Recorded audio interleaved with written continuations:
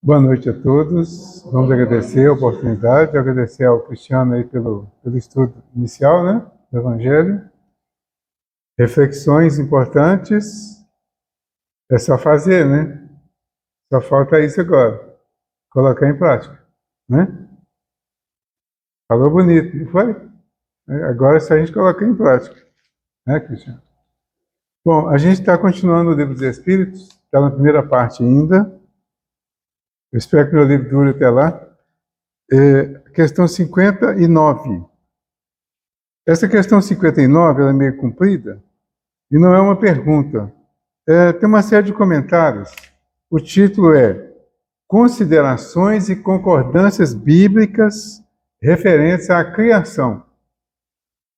Então, o primeiro livro, o primeiro capítulo da Bíblia é sobre a criação, sobre a formação do mundo, né?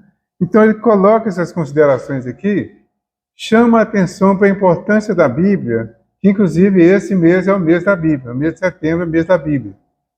A importância para a Bíblia, para o ensinamento que vem através dela e para a importância de estudar esse ensinamento para chegar a um entendimento. Então a comparação a gente tem um livro que foi o primeiro livro escrito nessa área, na área vamos dizer, da religião, né? As informações que vieram, que são informações históricas também. É um livro que tem uma polêmica, mas principalmente da parte de quem não estudou o livro, quem não procurou compreender. Então, a proposta que a doutrina traz é para a gente estudar. Lê o livro, lê a Bíblia, estude o assunto, pesquise, elimine as questões da alegoria, como a gente falou aqui na semana passada, para que a gente procure entender cada vez mais. Todo o ensinamento que a gente está desenvolvendo está na Bíblia.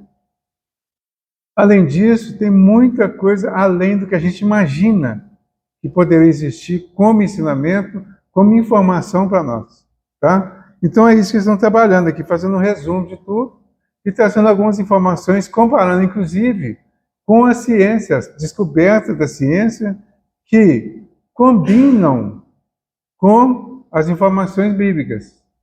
Então nessa parte aqui, a partir do meio já da questão, ele fala assim: a ciência, escavando os arquivos da Terra, descobriu a ordem em que os diferentes seres vivos apareceram na sua superfície.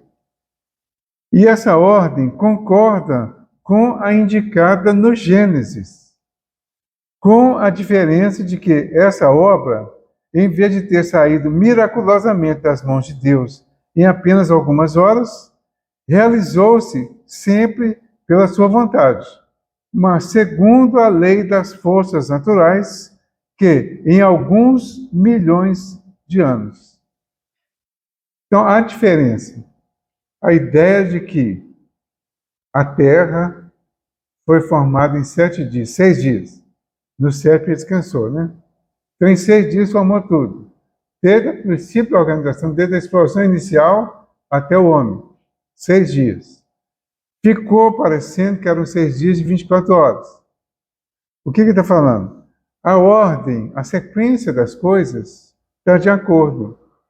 A única diferença é a questão dos dias, que são períodos, tempo que é usado, que é explicado como uma palavra só da época. Por isso, alguns interpretaram como dia de 24 horas, e depois a ciência vem mostrando que não foram dias, foram períodos. Mas que houve um espaço, houve uma organização da formação disso. Eu até trouxe aqui uma bíbliazinha, todo mundo já conhece a Bíblia, né? Essa é uma delas, é uma das versões, né? Essa é a Bíblia Sagrada com letra gigante. Boa para quem está jovem ainda, né? Ou quem está perdendo a juventude. Vou ler a Gênesis aqui para nós? Só o primeiro, um pedaço do primeiro capítulo, não precisa ser todo, não. O que ele fala aqui? Presta atenção nessa questão assim, da organização das coisas, como ele falou aqui. Ele fala assim: criação do céu e da terra e de tudo que nele se contém. No princípio, criou Deus os céus e a terra. e a terra era sem forma e vazia. E havia trevas sobre a face do abismo. E o Espírito de Deus se movia sobre a face das águas. E disse Deus: haja luz, e houve luz. E viu Deus que era boa a luz, e fez Deus separação entre a luz e as trevas. Deus chamou a luz de dia, e as trevas chamou noite. E foi a tarde e a manhã do primeiro dia. Aí ele continua, né? Haja uma expansão no meio das águas, e haja separação entre águas e águas. Fez Deus a expansão e fez separação entre as águas que estavam debaixo da expansão e as águas que estavam sobre a expansão. E assim foi. E chamou Deus a expansão céus, e foi a tarde e a manhã, o dia segundo, fez o céu.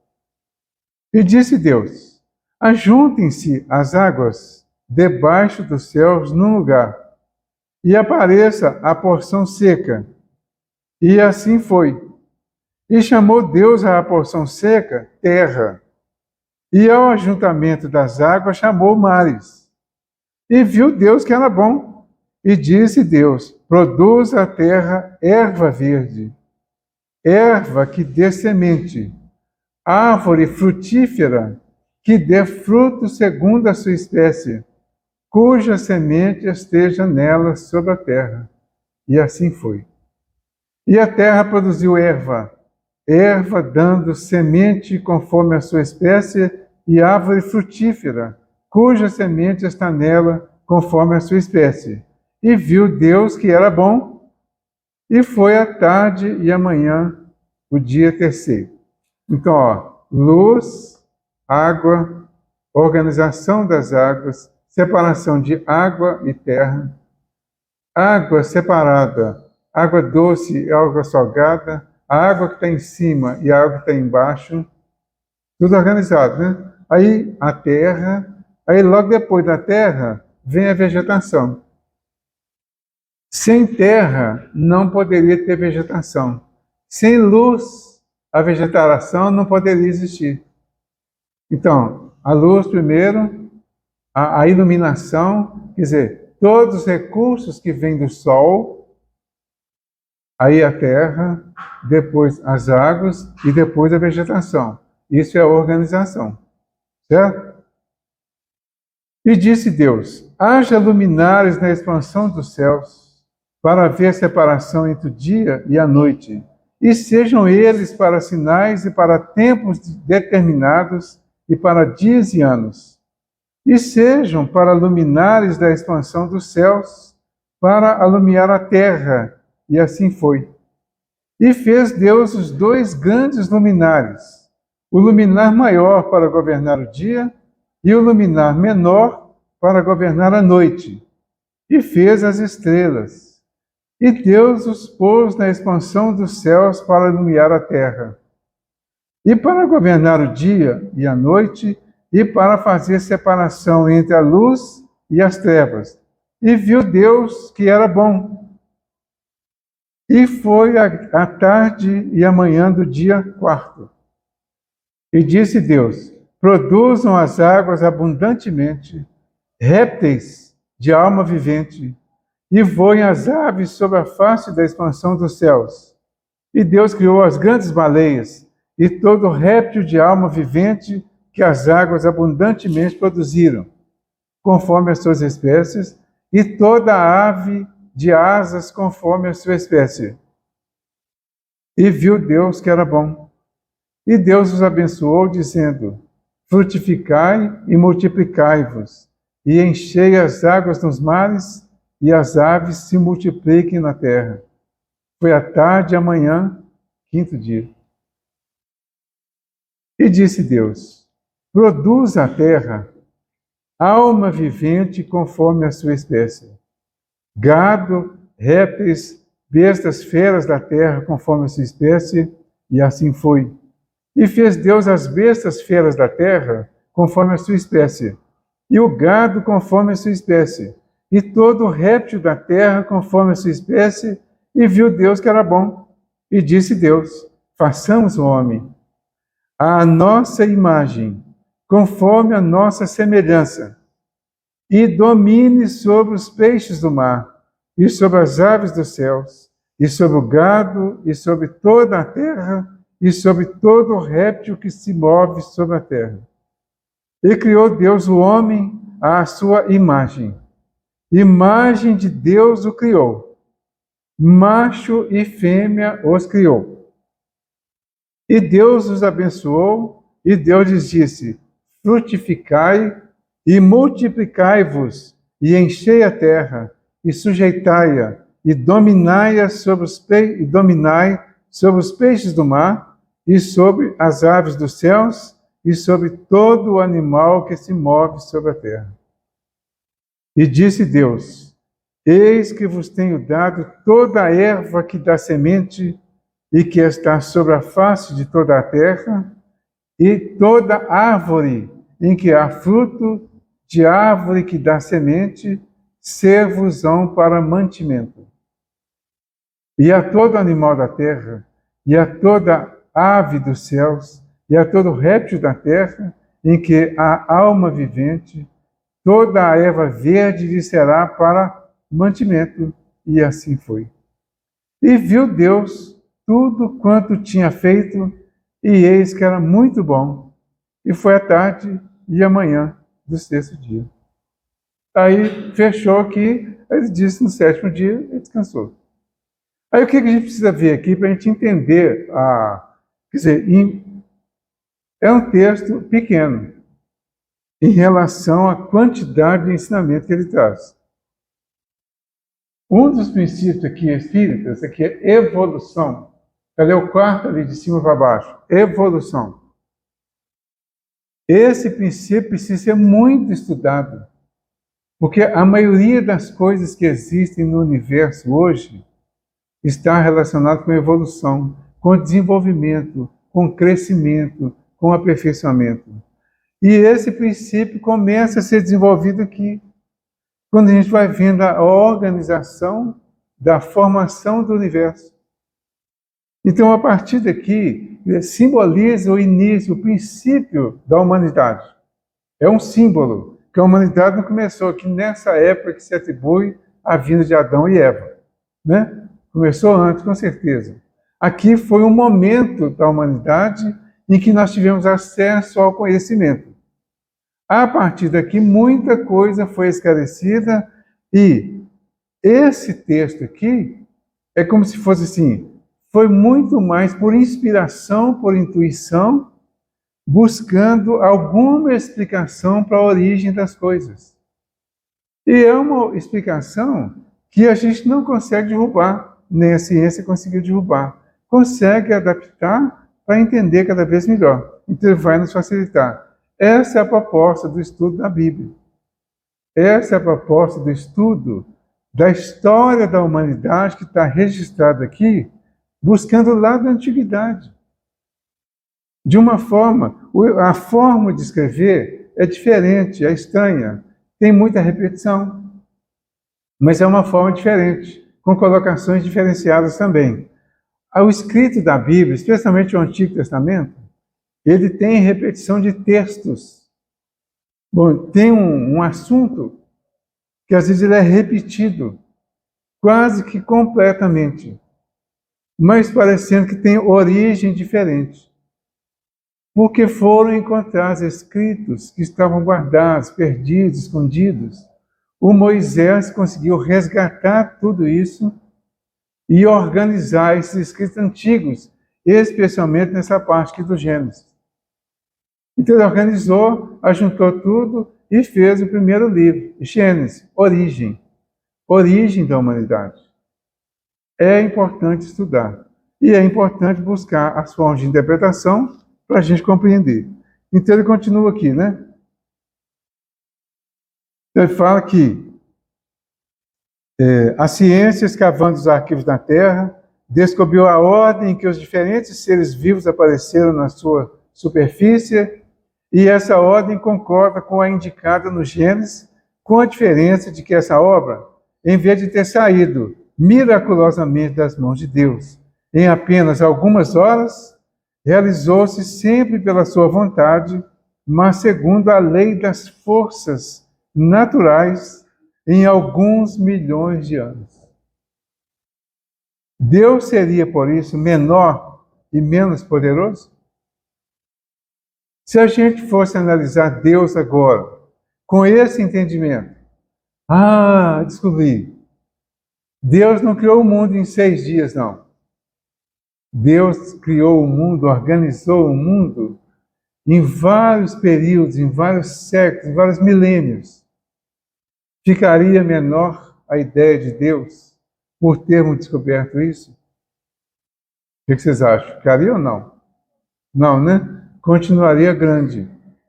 Por quê? Mesmo depois de tanto tempo, e mesmo depois de tanta descoberta, e desmascarar de alguma forma essa ideia de milagre, de coisa assim muito miraculosa, a gente continua admirando o universo e admirando a organização das coisas. E sem encontrar uma explicação melhor do que a explicação da ideia de Deus governando e administrando tudo isso. Então, ainda assim, se descartasse tudo isso aí, a gente não poderia diminuir Deus por isso. Então, podemos aceitar a explicação, aceitar a lógica da ciência e continuar sendo adoradores, sim, de Deus. Da mesma forma que tem uma pergunta que se faz aí, o pessoal faz aí, né? Se os cristãos soubessem que Jesus nunca existiu, o que seria deles? O que aconteceria com os cristãos se eles descobrissem que Jesus nunca existiu? O que aconteceria? Alguém quer arriscar? O que aconteceria com os cristãos? Nada. Não aconteceria nada com os cristãos. Porque os cristãos são seguidores do ensinamento atribuído a Jesus, supondo que ele não existe, né? Só um minutinho, nós vamos supor que ele não existiu. Supondo que ele não existiu, mas o ensinamento está aí. Certo? Nós eliminamos o autor, no caso. Mas a doutrina ficou, o cristianismo ficou. Os cristãos são os seguidores do cristianismo. E acreditamos que esse ensinamento foi trazido por Jesus, o Cristo.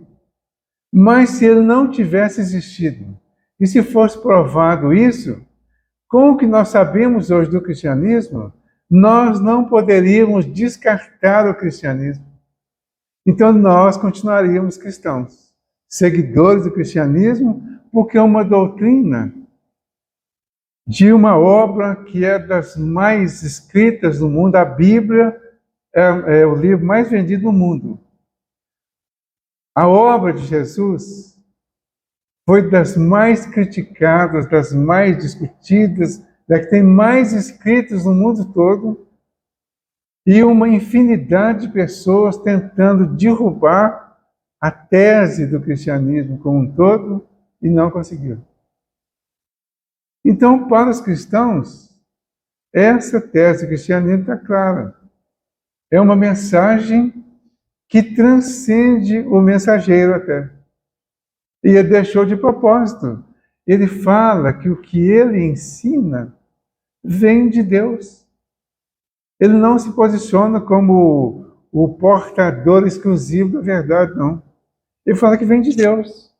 Então, se vem de Deus, ele se eximiu da responsabilidade, até da autoria, e dá toda a autoridade a Deus, pela autoria do conhecimento, do ensinamento.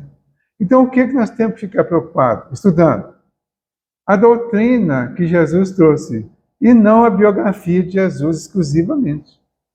Na verdade, a biografia dele está dentro da doutrina, né? Mas ele como pessoa, se não tiver existido, não vai fazer diferença. Mas ainda assim, ninguém conseguiu até hoje provar que não existiu. Há uma série de hipóteses, mas nenhuma delas foi em frente. Tá? Deus seria menor, então, e menos poderoso? Não.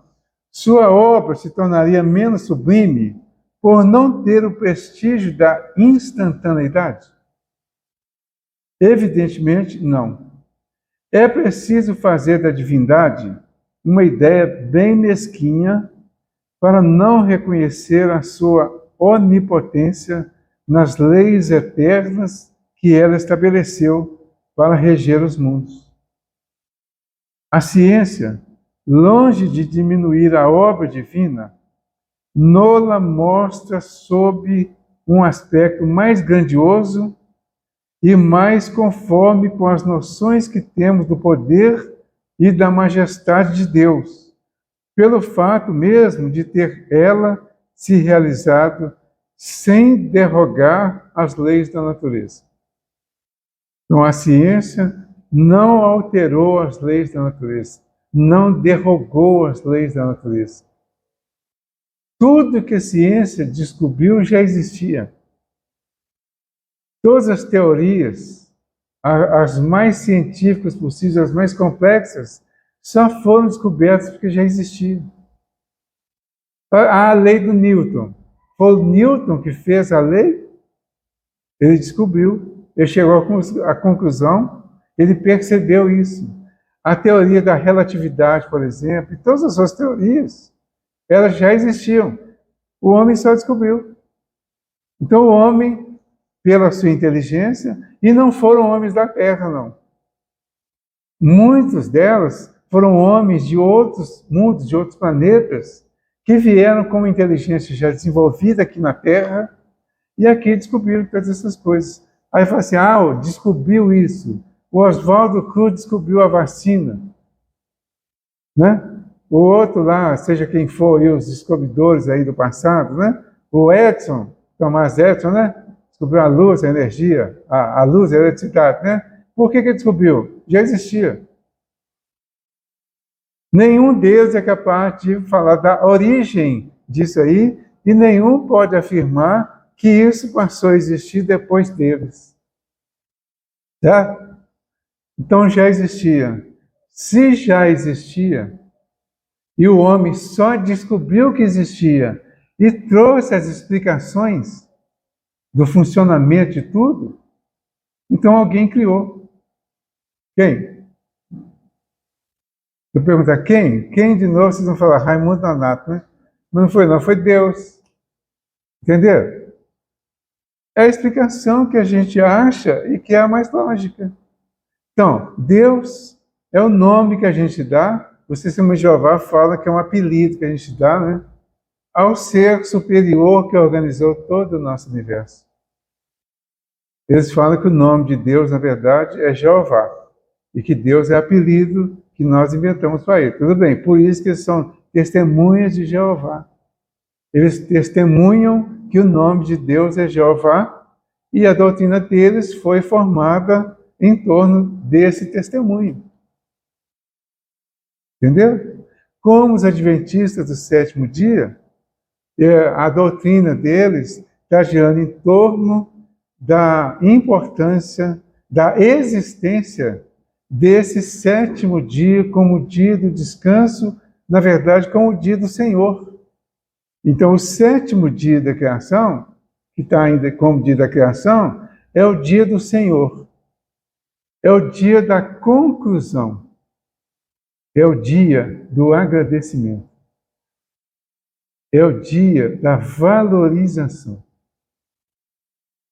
É o momento, que não é um dia específico, é um momento. Quando a gente vai buscar o conhecimento mais profundo, nós vamos entender que não tem que ser um dia específico. É um momento específico. Em que momento eu devo agradecer? Em que momento eu devo louvar, valorizar a obra? No momento em que a obra está considerada concluída e que eu vou dar uma respirada E neste momento eu agradeço pela concepção da obra. Quantas vezes nós fazemos isso ao longo do dia, ao concluirmos alguma obra? Quantos? Cada um sabe de si, né? Eu sei de mim, às vezes nenhum. Mas é preciso fazer isso. É essa a proposta. O dia do Senhor é o dia da gratidão, é o dia do agradecimento. É o dia, é o momento de valorização da sua obra. O que você fez? Não importa o tamanho, o valor, a grandiosidade física da obra. Importa você ter conseguido fazer e valorizar a obra. Olha o que eu fiz. Olha o que eu consegui fazer. Observem quantas coisas nós surpreendentemente conseguimos fazer às vezes e nem agradecemos e nem valorizamos. É só olhar para o nosso dia a dia, para as pequenas coisas que nós fazemos. Pequenas, não precisa ser grande, não. E agradecer por isso. Esse é o sétimo dia. Esse é o simbolismo do sétimo dia. Agradecer. Santificar. Testemunho de Jeová, aliás, o adventista do sétimo dia, eles falam, organizaram uma doutrina baseada neste momento. Eu não sei como eles interpretam exatamente a questão do sétimo dia, mas a estrutura é baseada nisso, certo? No sétimo dia. Tanto é que, de uma certa forma, eles cumprem, talvez sem teoria até, mas cumprem. Porque de sexta-feira às 18 horas até sábado às 18 horas, eles fazem atividades espirituais. Eles fazem uma série de tarefas.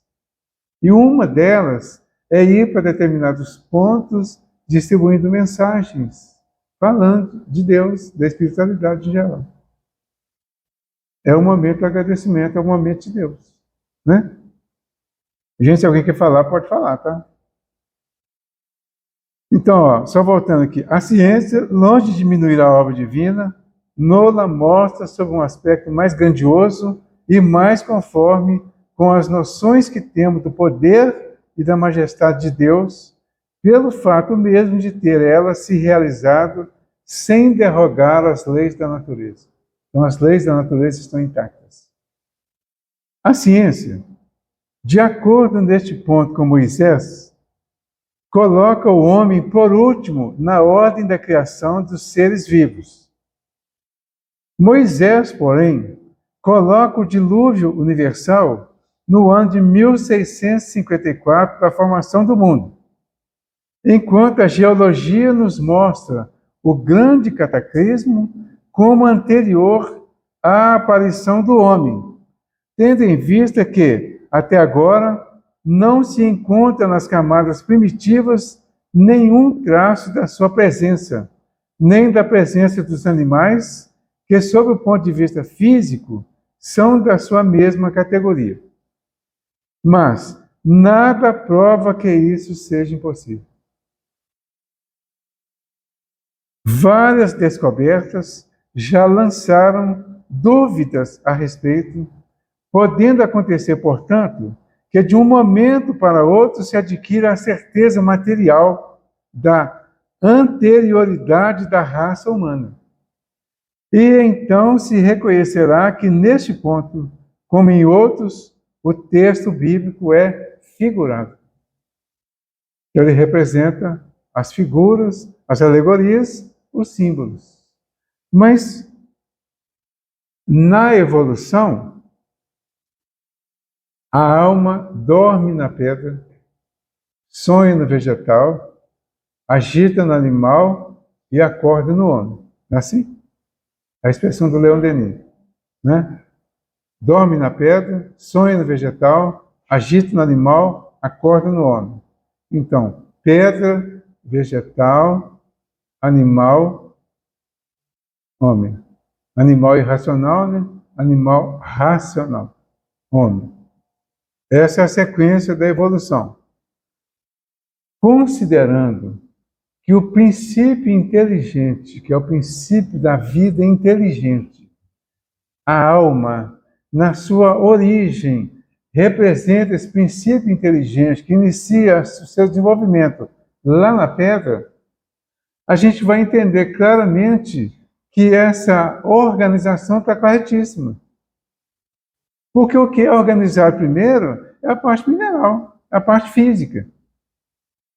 Então, o ser inteligente em sua formação, ele inicia lá na parte física, totalmente desconhecido para nós ainda, totalmente envolvido pela matéria, sem possibilidade de nós pensarmos em algo que pudesse apresentar alguma inteligência numa pedra. Certo? Mas lá já estaria em desenvolvimento o princípio inteligente, porque tem alguma coisa nos minerais que transcende a questão física exclusivamente. E aí vai passando por todos os outros. Depois vai ficando até mais fácil, né? No vegetal ele já tem uma sensibilidade, já tem alguma coisa, tem uns toques. Tem planta que parece que ela sente até, né? Tem planta que não resiste a um olho gordo, por exemplo, né? Todo mundo já ouviu falar isso, né? Mal olhado. Tem gente que olha para uma planta, se ela seca na hora. É a sensibilidade da planta, né? Você já viu isso? Já olhou para uma planta e ela secou assim? Não, né? Existe isso. Passarinho, gente. Passarinho, tem gente que olha para o passarinho e cai durinho. É sério. Bom, eu nunca vi, não, tá? Mas já ouvi falar. Mas tem fundamento. Não, existe. Eu já vi várias pessoas falando. Né? Então, tem fundamento. Às vezes não é na hora, né? Não precisa ser instantâneo, mas depois. Olha o bicho assim, planta também não é na hora sempre, não. A pessoa chega, nossa, que planta maravilhosa essa sua, adorei a sua samambaia. E sai e vai embora, né? No dia seguinte, a samambaia está murchinha lá, né? É a sensibilidade. É a sensibilidade, a vibração ruim, a inveja. A gente fala, não tem inveja. Tem sim, tem mau olhar, tem inveja. Tem má vibração. A gente vibra negativamente. Não é necessariamente com o olhar, não. É com o pensamento que acompanha esse olhar. Isso é fato. Isso é verdade. Da mesma forma que a prece edifica, ajuda e eleva quem está distante. Assim também o olho ruim, o pensamento ruim, a vibração ruim vai atacar as pessoas. Né? Espera aí que eu pedi o primeiro, João. É ou não? É interessante. E nessa organização, sabendo que todos os elementos, todo criado antes do homem, está no homem. Sim. O metal, nós temos as propriedades de criar anteriormente. Sim, com certeza. Temos em nós. Durante uma gestação, desde o início da gestação lá até a finalização dos 9 meses, há uma recordação de todo o processo. Certo? Desde a parte material, mais sensível, claro, mas até desenvolver o corpo, que é o corpo físico, que é formado de matéria, até a assimilação total do ser inteligente, para completar a formação do corpo, a estruturação dele, e juntamente com ele nasce tudo. O corpo, com a vitalidade que é dele, ligado ao espírito que já é o responsável por esse corpo. Certo? Ô, João.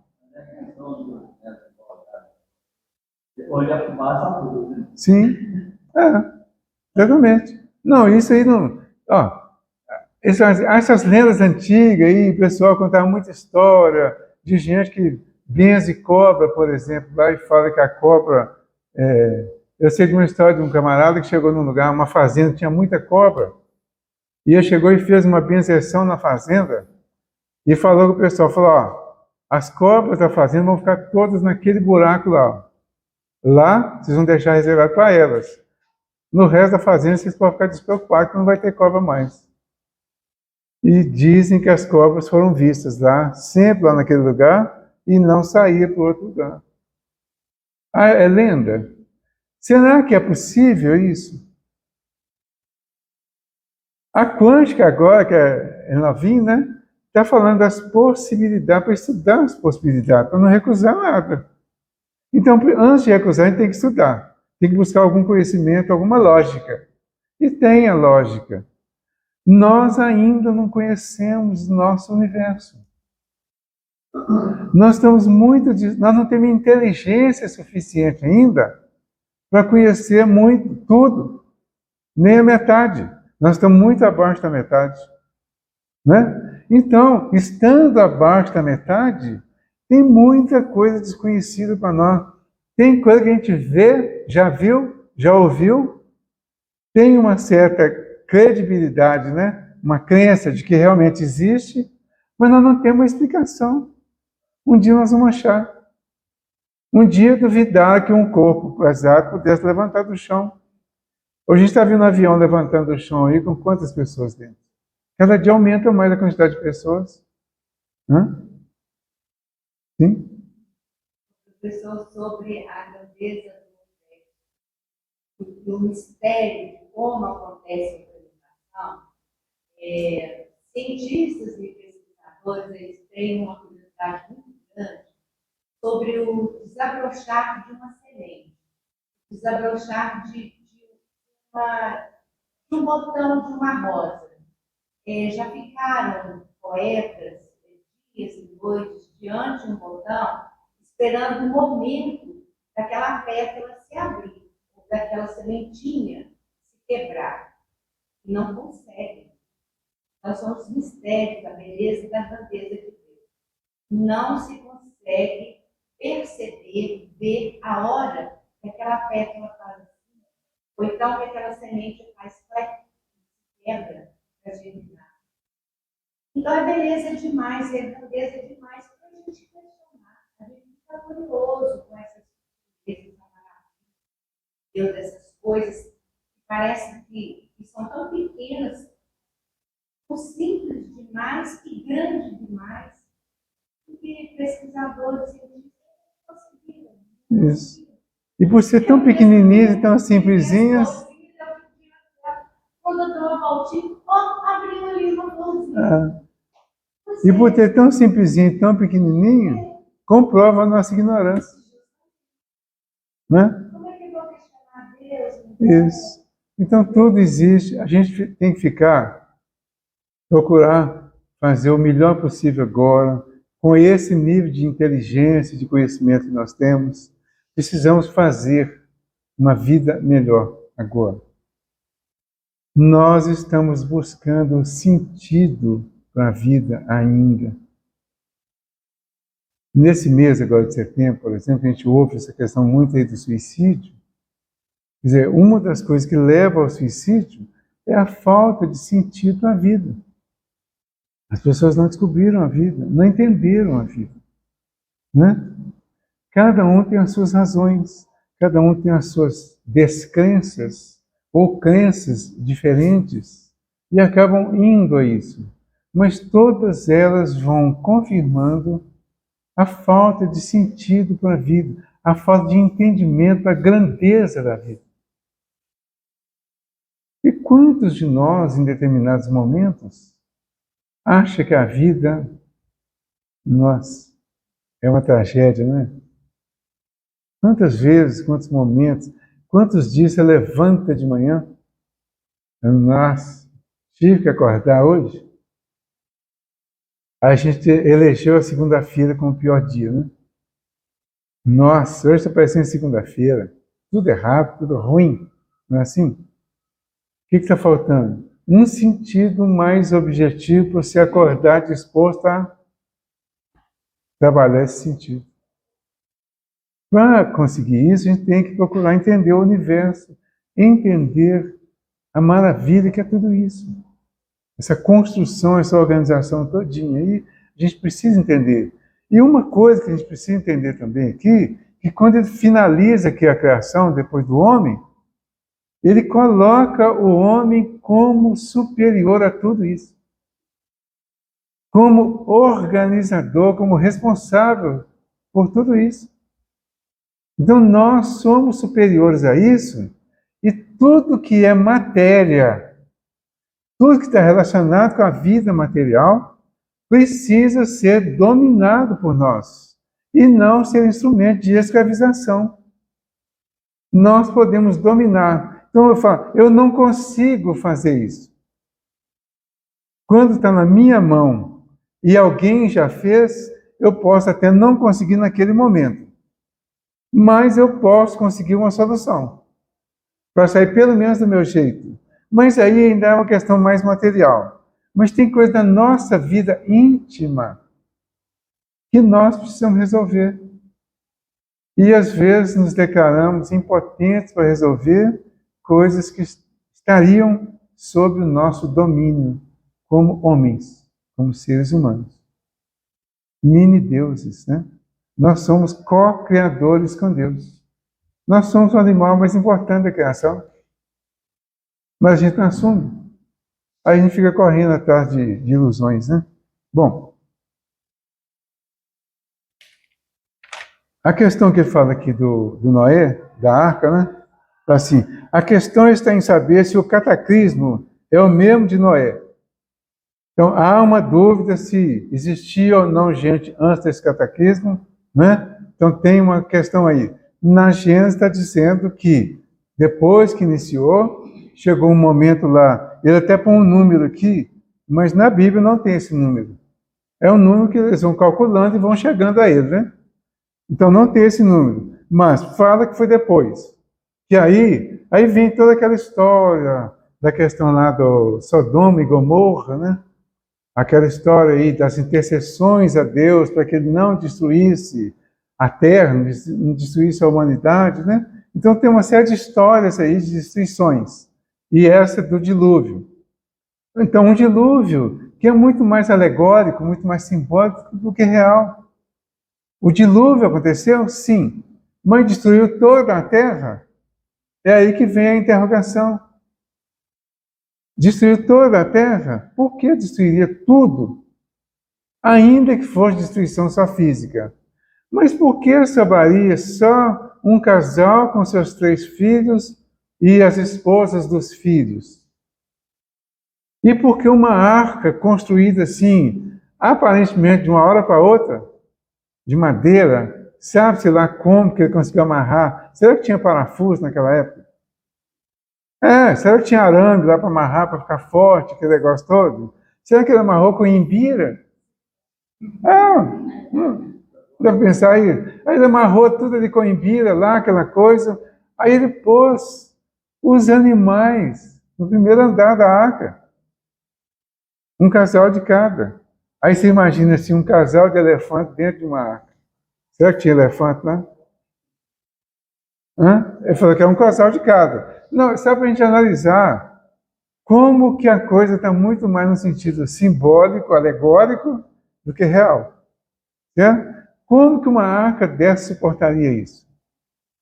Uma enchente, uma tempestade, e lá no Rio Grande do Sul teve uma agora, né? Santa Catarina, né?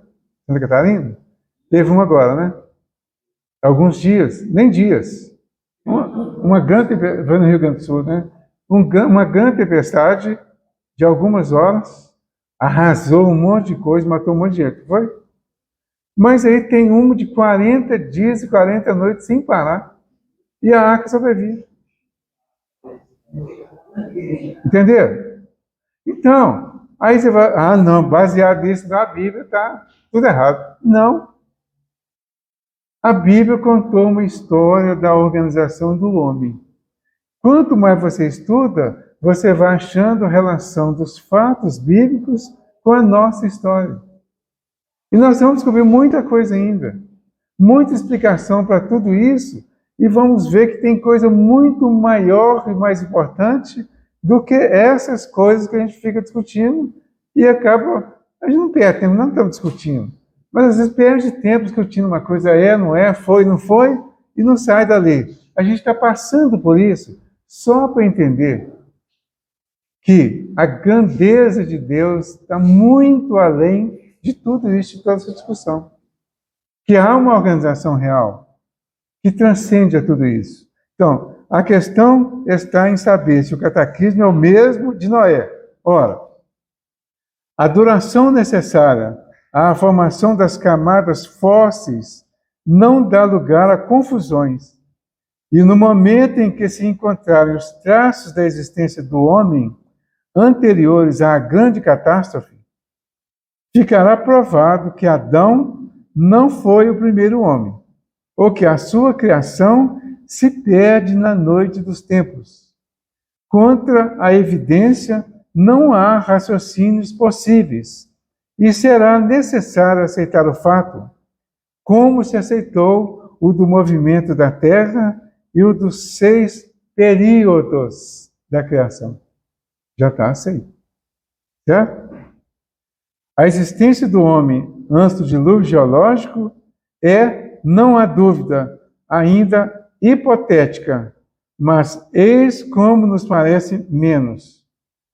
Admitindo-se que o homem tenha aparecido pela primeira vez na Terra há 4.000 anos antes de Cristo, e se 1.650 anos mais tarde toda a raça humana foi destruída, com exceção apenas de uma família, conclui-se que o povoamento da Terra data de Noé, ou seja, de 2.350 anos antes da nossa era.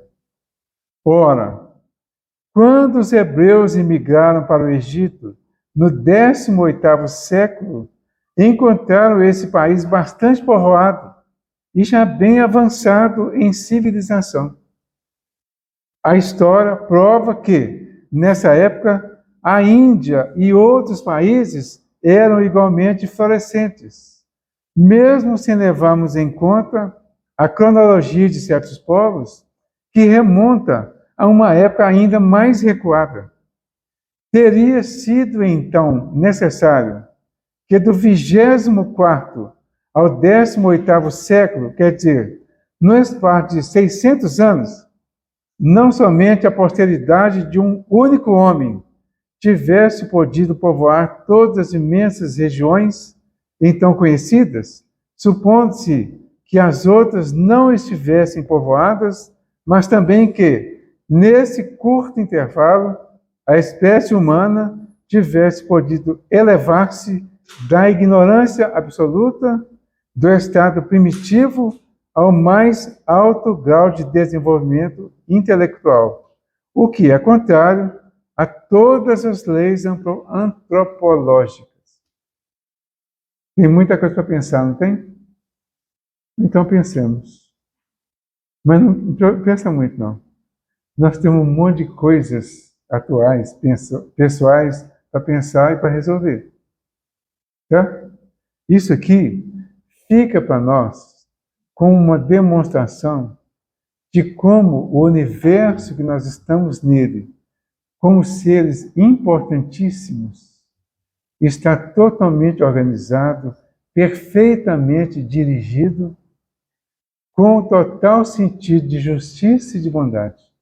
E que nós estamos dentro desse universo, e se somos os seres mais importantes deste universo, precisamos assumir essa posição de seres mais importantes, nos tornarmos realmente importantes, considerar os nossos irmãos importantes também e criarmos, desenvolvermos, concretizarmos essa verdadeira fraternidade que está sendo cobrada de alguma forma de todos nós.